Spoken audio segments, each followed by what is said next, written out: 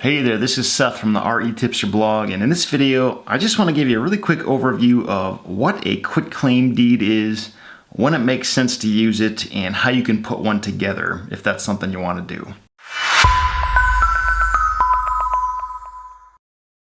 So a quitclaim deed is essentially a document that is used to transfer the ownership of real estate from one person or entity to another person or entity. And most of the time when people are buying houses and rental properties and other investments, the most common type of deed that people use is called a warranty deed. And that's a deed where the seller is essentially promising that they have totally free and clear title to the property, and they are conveying it to that new buyer, and there's no title defects on record. So nobody else has any ownership, any liens on the property, or anything that would encroach on their totally unencumbered ownership of that particular property. In the vast majority of cases, when people are using warranty deeds, there's also a title insurance policy involved. So essentially, there's a third party who has reviewed the entire title history, and they're willing to back up the fact that the title is indeed free and clear and there's no encroachments or issues on that. And that's why a lot of times sellers are comfortable making that promise, because there's a title company that's going to back them up if any mistakes were made. With a quitclaim deed, the seller is not making any promises or guarantees of any kind regarding the title. They're essentially just saying, everything that I own of this property, if anything, I'm now transferring to you, Mr. Buyer. So essentially, if you as the seller have no idea if the title is clear or not, this is the kind of deed that you would most likely want to use, because you don't have to make any promises as to whether or not there are any issues that have come up in the past. A lot of times people use quitclaim deeds when they're transferring properties between family members, or in like divorce situations when one person is going to relinquish their ownership to the other person. That's usually the kind of situation when quitclaim deeds get involved, or in cases where the seller literally has no idea what's going on in the title history, and they're not getting a title insurance policy, and they're not making any guarantees. And usually, as a result, the buyer is paying a very, very low price, and or they've done their own title research to verify that that title is free and clear. So using quitclaim deeds, a lot of times title companies really don't like that, because it basically opens up this can of worms in a sense, showing that, hey, somebody sold this property without making any promises.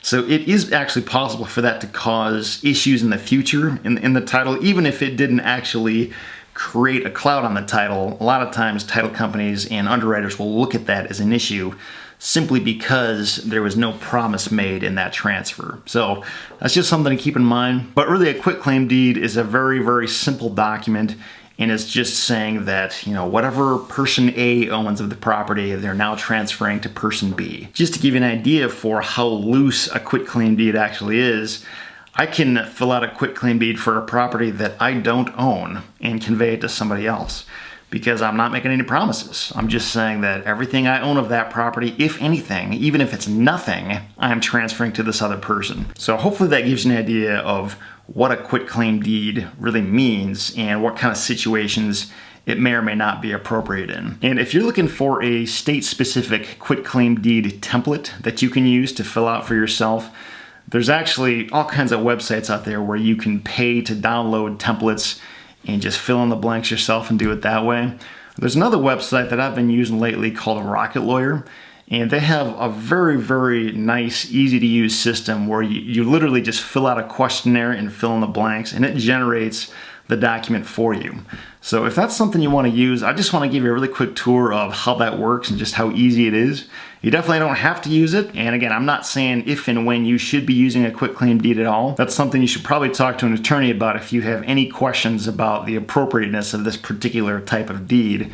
But if you know this is what you want to use and you're just looking for the easiest way to fill one out, I just want to show you how RocketLawyer works, and you can decide for yourself if this is the route you want to go. So follow along with me, and I will create a quitclaim deed for you in just the next few minutes, and you can see what I'm talking about. It's a really nice, easy to use tool. So let's go check it out. Okay, so I'm actually going to include a link to this exact page beneath this video. So if you want to follow along with me and fill out a quitclaim deed for yourself with your own property-specific information, you can feel free to do that.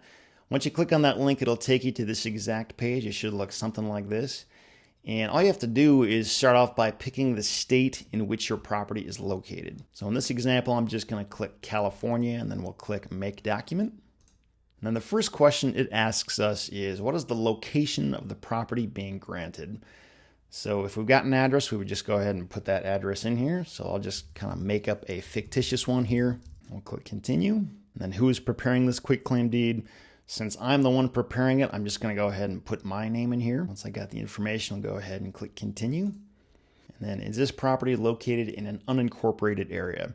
Basically what this means is if your property is located within the boundaries of a city or a township or a parish or anything that has like an organized, structured government to it, then your answer would be no. But if it happens to be a property that's like way out in the middle of nowhere and there's no municipal body that's overseeing that, in that case you would click yes. And that's going to be fairly rare depending on where your property is. So in this case, I'm just going to go ahead and leave it as no and click Continue. And then who is granting the property? In this situation, I'm going to say that I personally am selling this property to somebody else. So I will just leave it as an individual person. If you wanted to include a business or a trust or any of these other options, you could just click those as well. And based on which one you pick, it will ask you more scenario-specific questions throughout the rest of this. It sort of changes based on how you answer these questions. Click Continue again. And then what is the grantor's name? I'll just put my name here. And then, is Seth Williams married? I will say yes, I am. And then also keep in mind, as you're going through this, if you ever have any questions or get stuck, like say you just don't understand how to fill it out, it's really, really easy to just go ahead and ask a question right here, and RocketLawyer will actually shoot that to a lawyer, and they will respond to you and help answer your questions. So that's really a nice thing. You're not necessarily on your own when you're filling this out.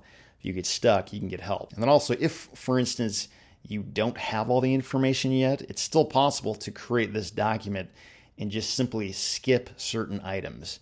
So let's just say, for example, we're going to skip this one. And what it's going to do is in the end result, when it creates this document, it's just going to have blanks there. So we can sort of fill those in by hand or edit the final Word document when we do get that information. So just keep that in mind. You don't necessarily have to be equipped with 100% of the information in order to complete this process. So let's just skip this one and move on. And then where will Seth Williams sign the quitclaim deed? I'm going to say I'm going to sign this in Michigan, in Kent County. And the reason this is asking that is so that it helps us fill out the notary block when the deed gets notarized. Click Continue, and then grantors. Based on the dowry laws, which can vary by state, some states require that, say if I owned a property and it was just in my name, but I happened to be married, my wife basically automatically has ownership in that property just by the fact that she's married to me. So she would have to sign this as well in the transfer process, even though it was never really titled in her name. So part of this, you'll have to understand what the laws are in your state based on whether or not you need to do that. In this case, just to keep it simple, I'm going to just leave it as me. But that's just something to be aware of. If you are in that kind of situation, you may be required to get the spouse's signature as well, if the state laws require that. So just keep that in mind. And then who is being granted the property? We're just going to say we're granting this to an individual. And that grantee's name is, we're going to say John Smith. And then is John Smith single or married? We'll say that he's single. And what is the physical street address of the grantee? Just make something up here. And then continue. And then when will the transfer take effect? I'll just put January 1, 2017. That'll be our closing date. And then what is the tax or assessor's parcel number? This is something that you can either find on the previous deed of record, or you can usually find it on the county's website. Or if you subscribe to any kind of real estate data service like Agent Pro 24/7 or RealQuest or anything like that, you can usually find those numbers there. So I'm just going to make up a number here, and then we'll click Continue. And what's the legal description? Just like the previous item, you can usually find this on the county's website or on the previous deed of record if you have any questions on that. So I'll just kind of make something up here. So once that's done, we'll click Continue again. And then is money being exchanged for the transfer of the property? Now, a lot of times when people use quitclaim deeds, say if they're transferring it between family members, in those situations, it's not uncommon for no money to be changing hands or a very, very small amount. So you could put like $1, like it says here in this example. Or if it's a lot more than that, then obviously you would just put whatever that amount is. In this case, we'll say yes, and we'll say $100. And then what is the name and address of the person receiving future tax statements for the property? So in this case, we're just going to put that same buyer's address because he's going to be the person paying those tax bills going forward. Go ahead and click continue here, and then check the box next to any statement applying to this deed. So this is an area where RocketLawyer gets into some of the state-specific issues that can come up in California. And this is something that you wouldn't necessarily know if you were just working with some generic template. So that's one of the areas where RocketLawyer is kind of nice to work with. So if any of these would apply, you just go ahead and read through them and check anything that's applicable. If not, you just leave it as none of the above and click continue. And then what is the value of the property being transferred? We're going to just say $100 again. If you had gotten an appraisal on the property and you got a specific value, you could put that here.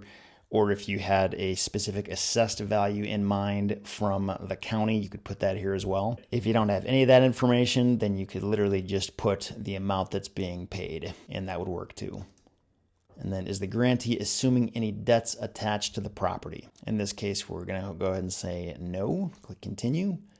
And does the grantor wish to reserve any interest in the property's oil, gas, or other mineral rights? I'm going to say no in this case, but if for some reason you wanted to hold those back, you could do that here. Does the grantor wish to reserve a life estate interest in the property being transferred? I'm going to say no in this case. And keep in mind, all of these questions, as you've probably seen, have a pretty good explanation just explaining what it means and how you may or may not want to answer some of these questions. And again, keep in mind, if you get stuck on anything, you can always just ask a question over here. And then who should the original deed of the property be returned to? In this case, I would usually put the name of the buyer because they're going to be the owner going forward, and this is something that they're probably going to want for their records. So you go ahead and put that in there. And then it will go ahead and generate this document for us. As you can see, all I got to do is just scroll through here, and it shows you the exact document. And you can download this in the form of a PDF or as a Word document. That's usually what I would do, but that's just me because I can edit it in the future and do other things if I want to change it around. And then when we open this up, we can go ahead and just get a good view of it. And we can go through here and edit things if we want. We can highlight and delete things. We can change things around if we need to. And something you'll notice here, right here, we've got a bunch of blanks. This was that question where I just chose to skip it rather than filling out the information. So that's what happens when you don't answer all the questions. It'll just leave those blanks. And then you can either handwrite them in or go ahead and type that information in once you have the Word document. And then this is the notary block. And it's really just very simple and straightforward and easy to do. And that's really what I like about RocketLawyer, is that it just makes the process very easy. Whereas when you're using a blank template, it's kind of up to you to make sure you're filling out all the details and not missing anything, which I found is actually surprisingly easy to do, especially when you're not familiar with deeds and you don't do this on a regular basis, or even when you do. This kind of thing requires a lot of attention to detail to make sure you get all the information right and don't miss anything. So if you're interested in RocketLawyer, there are a couple different pricing plans, and it's set up as a subscription. You can either do it monthly. This is the one that I've got right now, the $39.95 per month. Or if you pay annually, you can save 20% on that if this is something that you know you're going to be using again and again. And keep in mind, if you just need like one document one time and that's it, you're never going to need this again, it's totally feasible to just sign up for 1 month and then unsubscribe. And then if you ever need to come back, it's very easy to do that. That cost for 1 month is pretty comparable to the cost you're going to find for a lot of the blank templates out there that are harder to fill out anyway. So it's not like it's a worse deal necessarily than some of the less user-friendly options out there. And again, in terms of the appropriateness of using a quitclaim deed, I can't answer that question for you because I don't know anything about your situation. That's something where if you're not sure about it, you would have to talk to an attorney and verify that you're working with all the right information and all the right language. Because there are some cases where there are some even more specific things that should be included in a deed, and RocketLawyer may not necessarily be able to do that. So I'm not saying that you should not get legal help, because you should if you need that. But if you're just looking for a quick, easy, boilerplate, no frills kind of approach to creating this kind of document for the least amount of money, I think RocketLawyer is a great way to do that. And I've been using it in many, many cases, and I've found it to be a very viable solution in not all, but in many situations that I've worked with. So there's RocketLawyer for you. That's how you can do a quick claim deed with them. Hopefully you find that helpful on some level. I'm going to have an affiliate link beneath this video, and if you sign up through that link, I will get a small commission on that, so I just want to totally disclose that. And again, RocketLawyer is not the perfect fit for everybody, but I think in a lot of cases it can be a great option for people who just need a quick, simple, easy, user-friendly way to get this kind of thing done.